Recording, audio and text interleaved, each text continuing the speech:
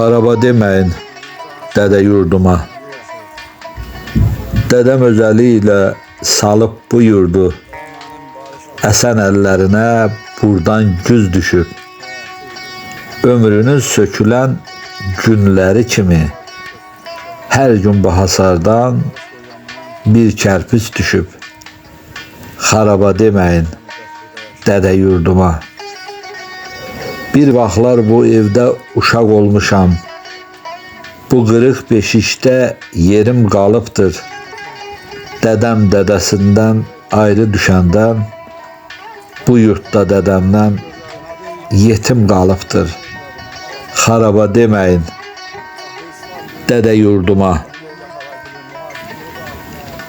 Bizi yıxa-yıxa daşlar, qayalar ağlayıb çirimək öyrədib burada. Dədəm əllərindən tutub atamın ilk dəfə yerimək öyrədib burada. Xaraba deməyin dədə yurduma. Dağlar qoynundakı bu kəndin üstə elə bil dağ özü sürüşüb indi. Dədəmin saçını ağappaq görüb bu yurdun saçına ağ düşüb indi. Xaraba deməyin dədə yurduma.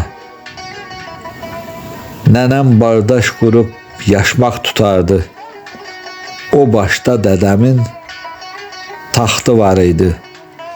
Üzü qara olsun bu ayrılığın. Bu yurdun bir gözəl vaxtı var idi. Xaraba deməyin dədə yurduma. Bu evdə göz açıb dədəmi görüb. Hələ daşlarında yaddaş qalıbdır. Yağının əlindən girov bu yurtdan. Yaxşı ki daş üstə bir daş qalıbdır. Xaraba deməyin dədə yurduma. Bu divar, bu qapı, bu ev düzələr. Boşalan ömürlər bir daha dolmaz. Uçub sökülsə də, laf dağılsa da, amma dədə yurdu xaraba olmaz. Xaraba deməyin dədə yurduma. Bu divar, bu qapı, bu ev düzələr. Boşalan ömürlər bir daha dolmaz. Uçub sökülsə də, lap dağılsa da, amma dədə yurdu xaraba olmaz. Xaraba deməyin dədə yurduma. Xaraba deməyin dədə yurduma. Şair Valih Qoca. Bax, bizə qalan bunlardır Ermənidən. Ermənilərin havadarının, gençliyimizin, zamanımızın, uşaqlığımızdan bizə qalan xatirə budur. Bu xatirələri də, nə bilim, azad olandan sonra yeni kəs salınmaq münasibətlər sökülür, çürünür.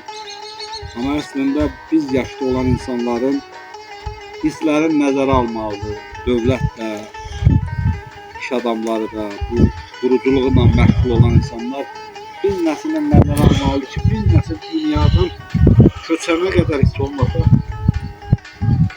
bu evlərə dəyməz. Biz gələrək heç olmasa burada o şirin nazır xatirələrimizi xatırlayaq gələk.